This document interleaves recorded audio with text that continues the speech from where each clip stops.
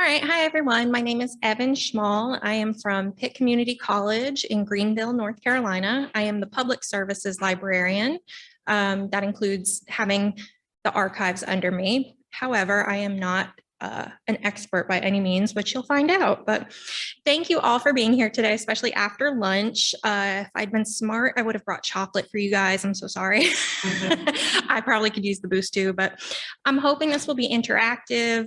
I don't want to just talk at you. If you have any ideas or questions or suggestions, feel free to shout them out, or we'll have time at the end for sure. So today what I'd like to discuss is the start of my archival journey and the process I used, the block I faced, and then what I'm hoping for the for the future. After that, I hope people can share their ideas and projects too. It doesn't have to be archival. If you guys have similar projects where you faced a block or you needed some help with something and you were able to get it, you could kind of share what worked for you, what didn't maybe. So prior to my arrival at Pitt CC, I've been there almost a year. I started last July. It had undergone an extensive renovation of its 2 floors. It was scheduled to reopen with a grand party right the week before COVID shut everything down. So what happened was the archives were just put into a conference room. So when I came, that's what I got. It's not quite everything, and it's not, that's actually a lot more organized than it is right now. So if that gives you any idea, that's kind of what it's looking like. I brought most of it into my office so that I could work with it and see what I have. So this is my before picture, and hopefully I'll have a beautiful after picture to share, but not yet. Let's see. So what did I do first? I attended a lot of webinars. I did a lot of Googling. I began an inventory. Believe it or not, there really wasn't one. There was not any paperwork to go with anything. It was just what you saw in that previous picture, the stuff. There wasn't anything else to go with it. So I didn't have provenance. I didn't have finding aids. I didn't have anything. So I began an inventory. So then I attempted to start classifying and maybe grouping into collections, and did I need accession numbers, and did I need to catalog it in our catalog? What did I need to do with this? I made a ton of forms. I was sure it would be essential to have a finding aid for every single thing, accession record for every single thing, a collection development policy, processing manual. I started a LibGuide. I had the donor form. I had everything you would possibly need for a massive, beautiful archive. And as I'm doing all this and creating all this and searching, I started going absolutely crazy. So as all this is happening, I now have hit my block, and this happened in about December. So I'd been working with it for only about 4 months when I hit my block. And I just kind of got stuck because I just had a lot of questions about what I was supposed to do. I didn't know, for example, how was I supposed to store items properly? I had a general idea. I have heard of archival boxes. I've heard of acid-free linen paper. I've heard of all these things in my various roles in libraries, but I didn't know what I had to do and what I needed to put where and that kind of thing. And one thing in particular, we have hundreds of pictures, printed pictures from years of students on campus, in classrooms. I would say the majority of it is promotional. It looks like it was used for various publications or billboards, catalogs, that type of thing. But do I have to have them? I mean, is that something we need in the library's archives? It doesn't feel like it, especially when it's very vague. You just see this smiling person, looking out across campus, and it's kind of like, what do I do with that?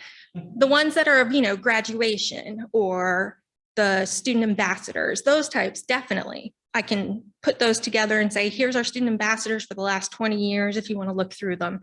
And that's something I'll digitize, hopefully, and that's something that I can put in a photo album or photo box. But what do I do with the stacks and stacks of other pictures that are just not necessary? I don't want to be responsible for throwing those away. I'm not going to. Who can I pawn them off on? This is a question I have, a legitimate question. Who can I give these to? I'm thinking I'm going to contact our promotions department and say, oh, I have a ton of photos for you guys that you need for your future things. Just send them in our office in mail. You'll get them soon. I'm pretty sure that's what I'm going to do because I don't want them. And I don't want to be responsible for figuring out where to put these stacks and stacks and stacks of pictures. And I have precious little space to use for the archives. It does not need to be glommed up with that, if that makes sense. And then there's oversized items or weird sized items that I don't have.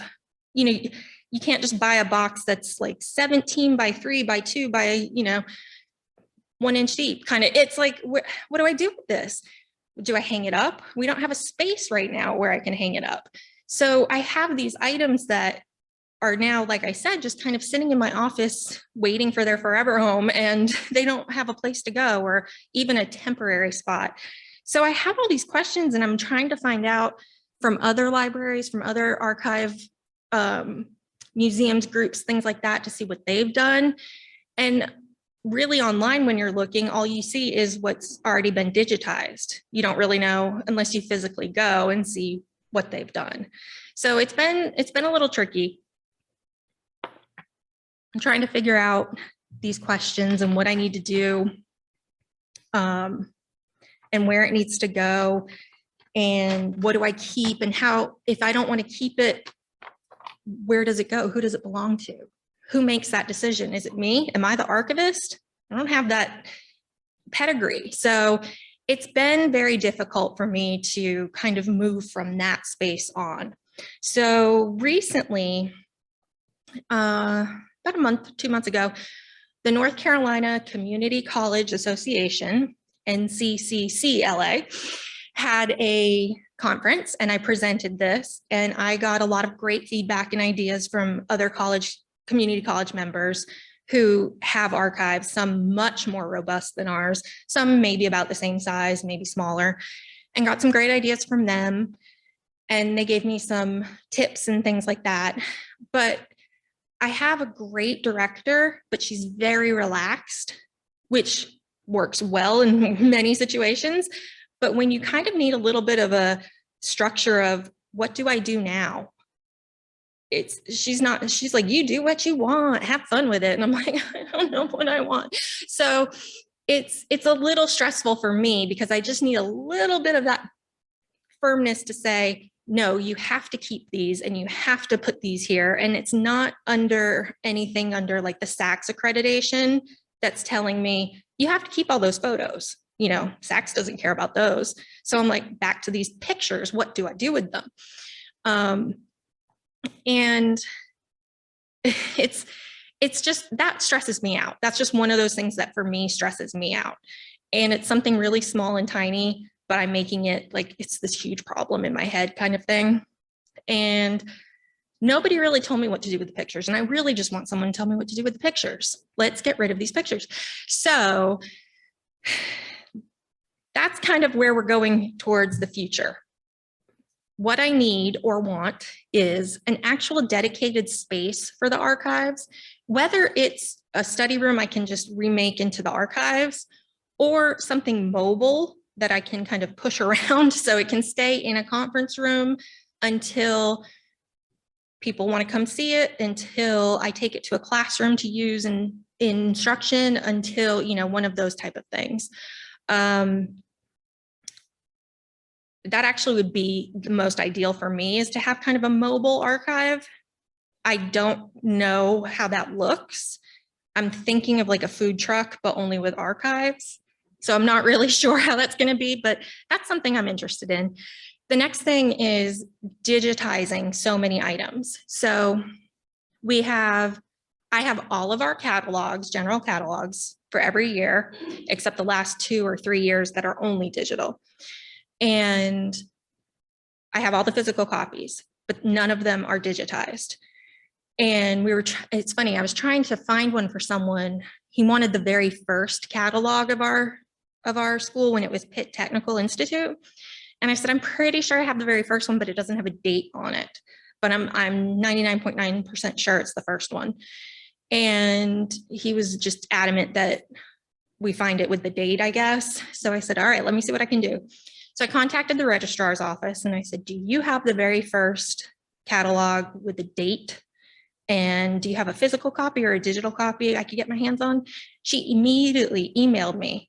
And it's the exact same one I have. It just has the date on it. So I'm not really sure what that's about. But I went, whoa. I said, do you have them all digital? And she said, oh, no, I just scanned this one.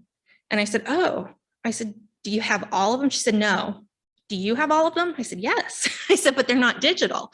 She said, oh, we could use that because we need to be able to get our hands on them when we can, you know, and this is part of the SACS accreditation also. And I said, okay, I have an idea. I have heard of NC Digital. I hear that they digitize things for you for free sometimes. And then we'll host it and I can link to it, you know, let me find this out. So I go and I Google NC Digital and I find out all about it and we qualify and everything. So I said to my director, so I think I can just give them an email, send them an email and say, all these catalogs, I need them digitized and hosted. Can you do that? And then they'll tell me yes or no and go from there. And she said, sounds great. So I waited a little bit and then waited a little bit more. And I was like, so do I just do that? Because again, this is my really super relaxed director. And I was kind of thinking, is she going to follow up with me? You know, like, and I was like, okay. So I sent the email probably 2-3 weeks ago and said, I have 48 general catalogs and I would like them all digitized and I'd like to be able to link to them on our LibGuide. Is this something you can do for us? And I got an email back right away that said, sure, I have 2 options. Time-wise, if I could get them by mid-May, we could probably have it done by July. Or if you want to get them to us by August, we'll have them done September, October, something like that. And I said, I'm going to be in the Raleigh area mid-May. Let me see. I said, so if I were to drop them off on Tuesday, May 17th, would that work? She said, sure. And she gave me directions and pictures of the loading dock and everything. So tomorrow, they're all in nice little boxes in my car. And we're going to take them over to the Wilson Library at UNC Chapel Hill, drop them off. They're going to get digitized.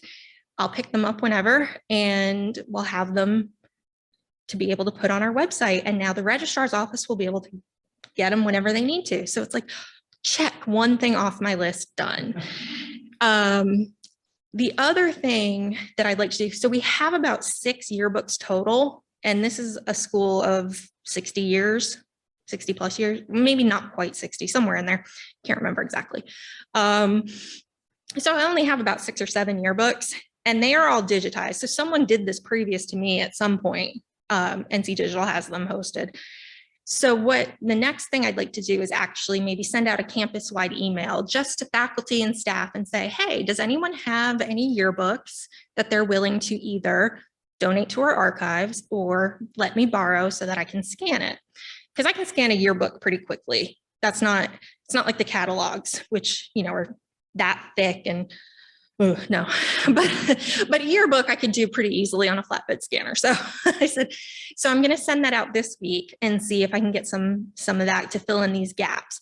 So I'm feeling a little more positive about, okay, I'm getting some ideas here. I'm going to have our catalogs digitized. I'm going to get some yearbooks and added to our collection and get those digitized. And then I'm hoping to kind of reach out to the community, either maybe social media, maybe in a newspaper article, something to say, is there anything cool you have from your time at either Pitt Community College or when it was Pitt Technical Institute that you would like to either donate or let us borrow indefinitely, you know, however they want to do it, to add to the archives. And if it's something I can digitize, I will. If it's not, you know, it can be added to the physical archives, which still don't have a home, but that's on the list. And then what I'd like to do is start using these in instruction and outreach, because right now I'm the Public Services Librarian, but within a week or so, I'm going to be the instruction and outreach librarian. So now I can start using the archives actually in instruction and outreach, which is great because so many students don't really know how to use primary sources, don't know how to cite them, don't know that kind of information. And I can actually say, hey, here's whatever, you know, an original something that to show them how they can use it in a project or a paper, to show them how they can cite it, to show them those types of things. And then outreach wise, I'd love to do some programming. Heard one of the things that I learned from the NCC LA conference was do a do a scanning day in your community. And how many of you have kind of heard of what is scanning? Okay, so basically you have community members come bring their items that we can actually scan. So it would be things like possibly their yearbooks, but more singular items, maybe their graduation certificate, maybe, you know, an invitation or a playbill, maybe, you know, something along those lines that's just got some value to both the person and then to us in the community and the school. And we can scan it while they're right there and give it right back to them. So it's not really out of their hands ever. And then we have a digital copy, they get to keep their original. We can get some information like who they are, what year this was, what it was from, the significance of it. And that kind of adds to our archives.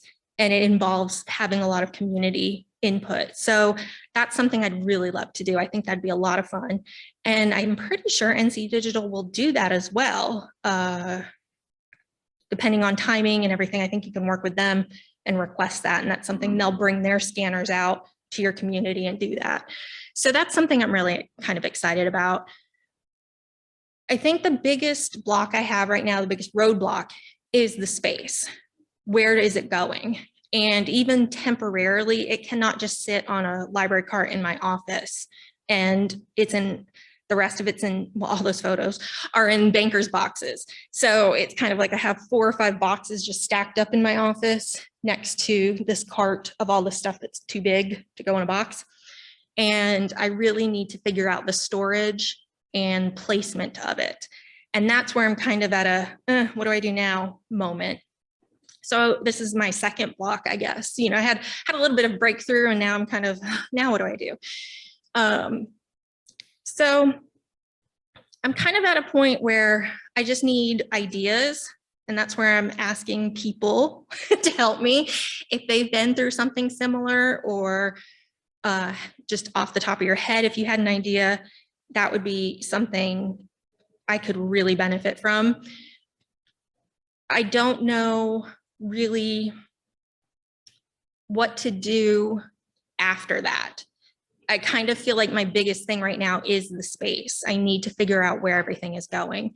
And I don't know about you, but me as a librarian, it's driving me nuts that it's not organized, that it is sitting on a cart or in a box and not the right kind of box, probably, you know, it's like, and it's just kind of driving me a little bit crazy. And that's probably where some of this blockage I keep talking about is coming from, because I walk in my office and I just see it all. And my shoulders just immediately went up when I said that. It was like, I felt the tension and it needs to be better organized. And I need to get rid of those pictures and then I have more space for something else. I'm sorry, I keep talking about the pictures, but they are really the most annoying thing in the world to me. I don't know why. I think it's because I just don't know what to do with them and I feel guilty because it's like, well, I can't throw them out and I don't know who to give them to.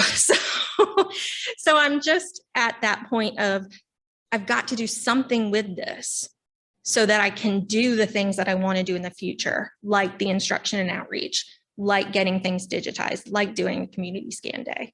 So I'd like to open it up a little bit and see if anyone has gone through something similar or has some ideas or suggestions. Yes? So I was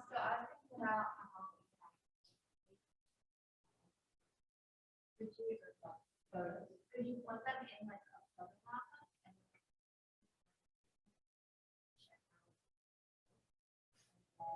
I mean, have like a guide in the front, so you can like student life and page 134. Okay, I like that idea. I'm going to repeat it just for people who might be on Zoom and didn't hear it. So the suggestion was, with all these lovely photos that I have, could we put them in an album and have it so like student life or campus life or something like that? And it's, you know, pages 1 through whatever.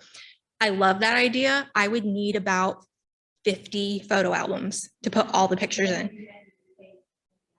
Right. Yeah, sometimes it's in the archive. Mhm. They just got the box, and sort of, I think they decided their organizations. That may have been primarily because these were photographs of people. Yes. Some of the names, but I think I'm sure you had this location. Right. Subject. So that's actually a great point. So you mentioned boxes to put the photos in. I actually did buy 4 archival photo boxes. And the only problem I have right now, this is the silliest thing, is I don't have the right files index to separate, you know, so like with a tab so that I can separate that these are on campus, these are in the classroom, these are whatever. And that's driving me crazy because I can't find the right size anywhere. It's like, it's this, well, I'm telling you, it is the smallest, silliest things. But that to me is easier because I can just dump them in the box once I get them into the right kind of order, because there's so many double and triplicates of I'll have one photo 18 different ways. Yeah, that's why I think they were promotional, because it's like from each angle or something. And I'm just like, what, you doing 360 back in the 80s? I mean, I don't know what was going on, but I think that is where my next step really is putting them in the boxes in some kind of organizational order. And maybe hopefully figuring out how I can separate them, because that for some reason bothers me. Yes. I missed the first part of the question, but is there a reason you need to have the physical copies of photographs as opposed to digitizing them and having them, you know, on a disk somewhere or hosted somewhere where you haven't destroyed the photos? Theoretically, they're still accessible, but the actual photograph taking up the space, is that really necessary for the archives? So that's exactly where I am. One problem I have with that is I don't have anyone to scan them unless I can ask, you know, NC Digital do it for me. I just don't have the time to do all that scanning myself, and we don't have student workers, so I can't put that work on them. The other problem I have is I don't know what to do. This is the part you might not have heard. I don't know what to do with the originals. I can't, I throw them away. That's, So that's been responsibility for them. see, I don't want that responsibility. It makes me very uncomfortable. Yes. Well, here's an idea. It's a very small academic library, and the person in charge of the archives, because it is overwhelming, like you said, asked us, not anyone in the archives, to just for like a couple of hours in the morning. And I won't say every day, but like a couple of designated archives days, just to help her, you know, do this stuff and get things organized. So it's kind of like a work, I guess, a work day. Yes. Where we all drop whatever project we're working on and spend a couple hours helping them, and we know that advances to the archives. Well, you know, that's actually a really good idea. And as much as I hate to volunteer someone else, our circulation manager person, he works 40 hours a week at our circulation desk. I don't know about you guys, in the summer, we are very quiet in comparison.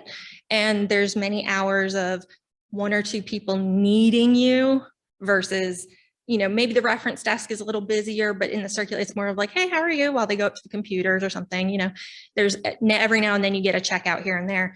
That could be something I could say, hey, you want to kill some time on the desk by scanning these for me or organizing them? Or yeah, that's not a bad idea. I like it a lot. I've heard like the way you mentioned where people come in and they're volunteers and they help out. Yes. And I know you have to teach people scanners and software. Right. But yeah, I know. Yeah, I think that's a great idea. Right. I know, I miss it.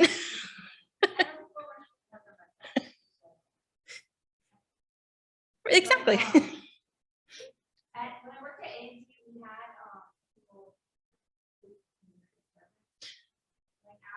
Yes. Okay. That is true. Yeah, that's true.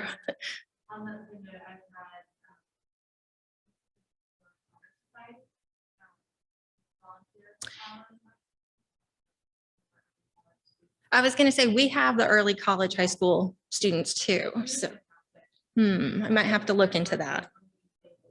Yeah, exactly. Yes. Yeah. The rubber bands that are totally, yeah. Okay. No, those are great ideas. I appreciate that because like you said, right now, I think if I could get those pictures kind of grouped somewhat somewhere, that would make me a lot happier. And it would just be one less, stress of everything.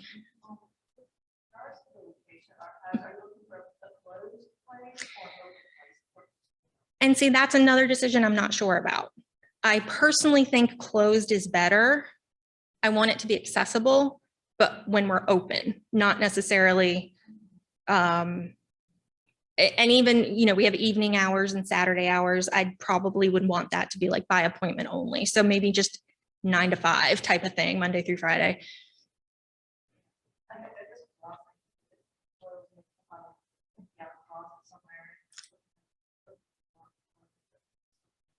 Right.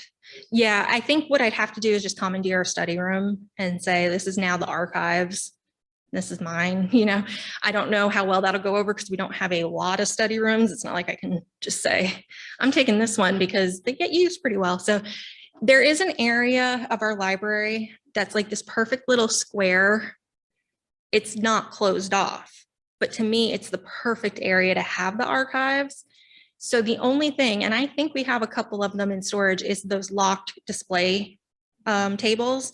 So anything that I feel is really super valuable that I'm worried would walk out the door would go in there.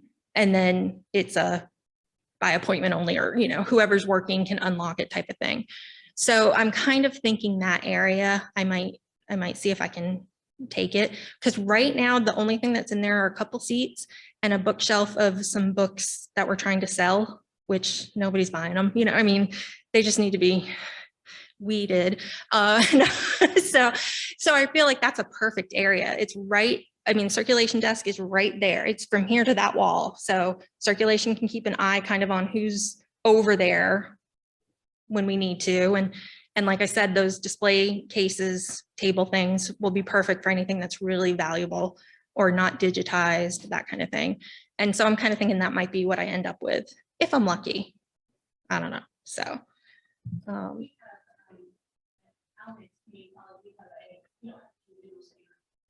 Mhm. But one of them does house a crystal set collection. But it's kept in there. People still use the room study, but it's locked file. Yes. So somebody wants to come use that collection. That's a good idea. And that's similar when I used to work at Neuse Regional Library, the public library in Kinston. They had the local NC history room that people did use for studying. Sometimes they'd come up and say, I need to use the room. And it was like, are you using the materials or you just want the private room? Like, I'm not sure, but either way, I knew who was in there because I unlocked the door and let them in type of thing. And that's how people used it. So that was another idea. We have a room that's kind of like a nice big conference room, and it's big enough that you can have your conference table and I'd still have plenty of room for my archives. But the only kind of con to it is it's kind of in the back behind everything, like behind staff offices even. I can't really explain how this building is. So if people were to come in and use it, one, they would need to be unlocked to get in there. And then they're going kind of past offices, our break room, our little copy mail room, and then they're getting back there. So part of me is like, I don't know if I love that idea, but it is an option if I want it locked, that's for sure. Yeah. Okay.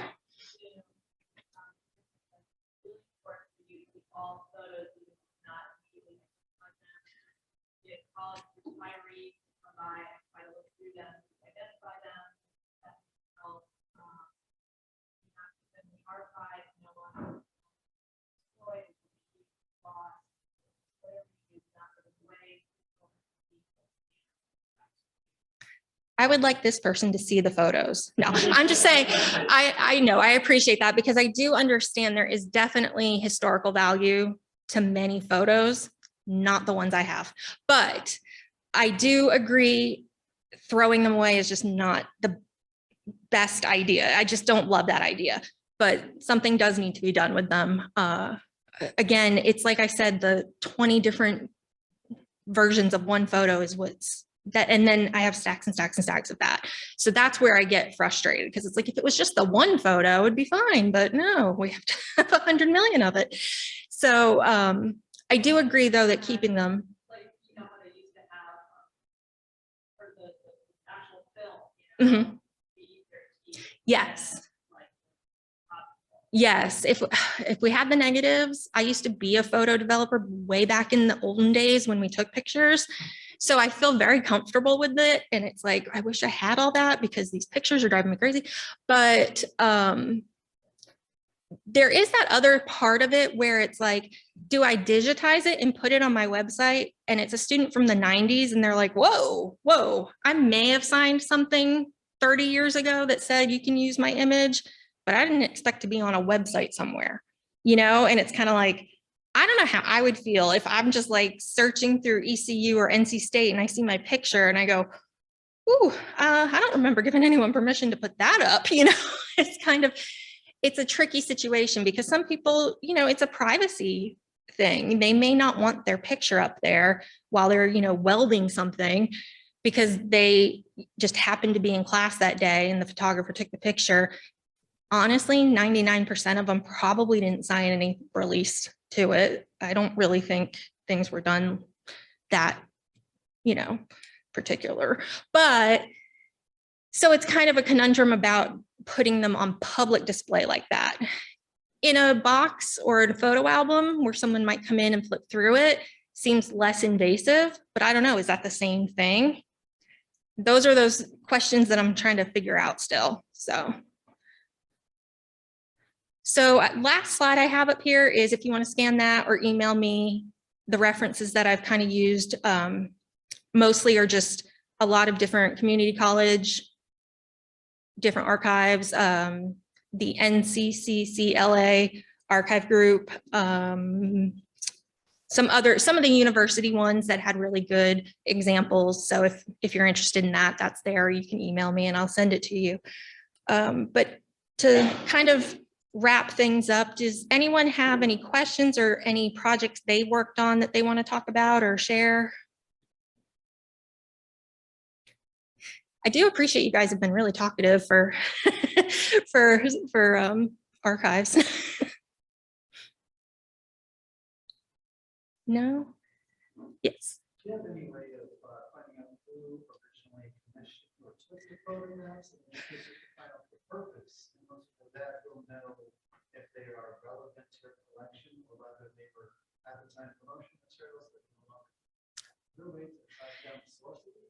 Maybe. I think the best person or department to talk to is our communications department, because I think the majority came out of that, because I do really think they were promotional. So I feel like if I contact them and say, hey, I have these photos, I want to just bring them to you so you can see what I have. And you can tell me if it was something that you think was, you know, commissioned or looks familiar in some way, that kind of thing. Okay.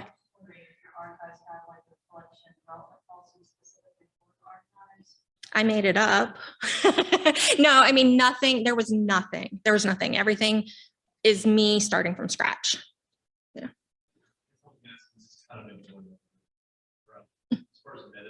Mm-hmm. I'm not even at that point, unfortunately, because I'm so. Mm-hmm.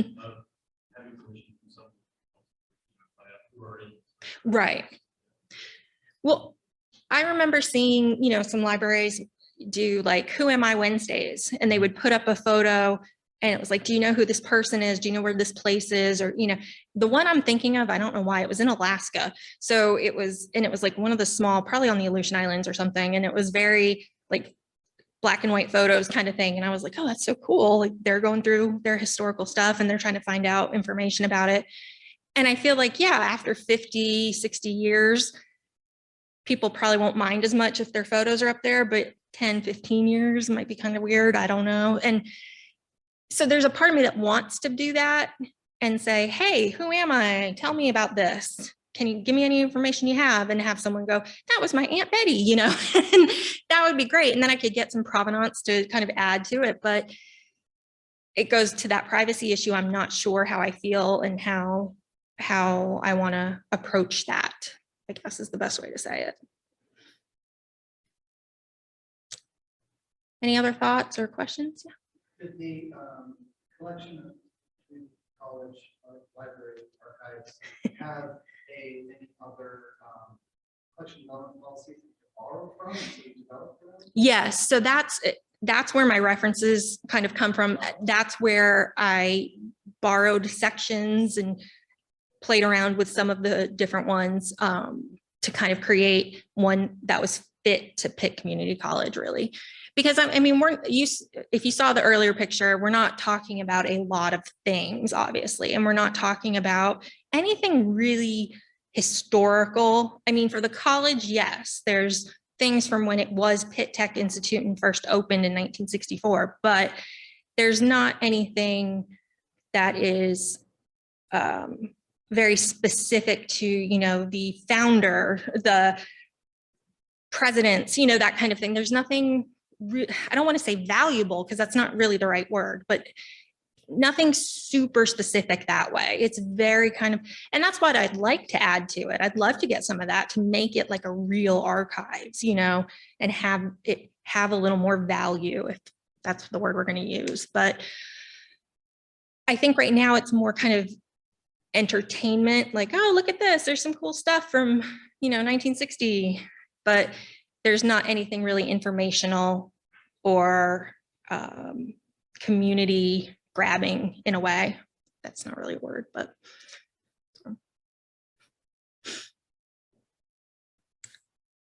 All right, any other questions or comments?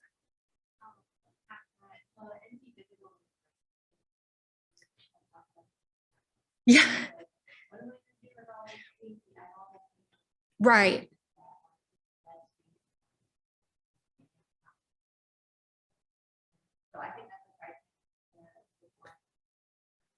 Yeah, I think it's, I don't know for sure. I think it's on my references, but it should be, I want to say ncdigital.org.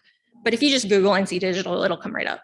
But they work out of UNC Chapel Hill, and they work with institutions and small non-for-profit places to digitize items for your institution. And for me, as soon as I sent that email, it was like, oh, okay, easy. You know, I don't know why I kept putting it off like it was going to be this big, oh, we're going to have scheduling problems. And I don't know what I was thinking, but as soon as I sent the email, they just responded right away and was like, yeah, see you in a couple of weeks kind of thing. So I was like, oh, all right. And I was surprised by how fast they said they could get it done. I don't know how common that is, but, and I'm sure it depends on a myriad of things of what you have, who's working, what time of year it is, that type, you know, thing. But yeah, I mean, like we were saying, you have so many years of these theses, but you could say just even the last 3 to 5 years to start with. And then in a couple months go, let's do another batch, or, you know, so it's really cool.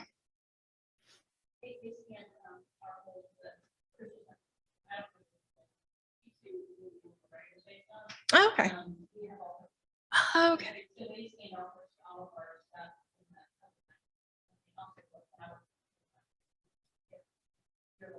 Okay. Oh, great. They seem to be really like on it. Yeah, exactly. So that's very cool.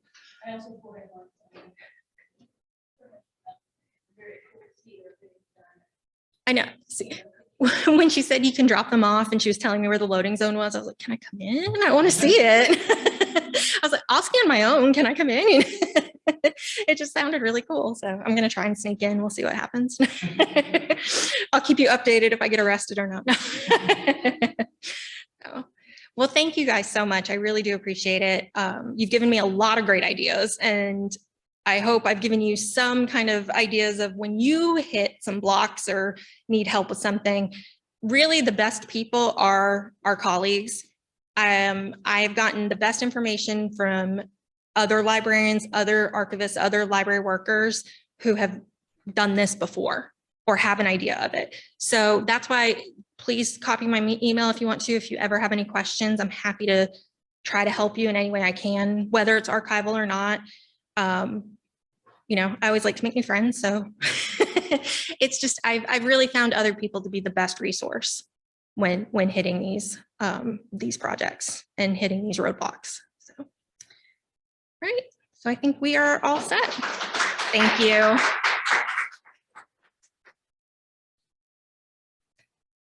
A little early.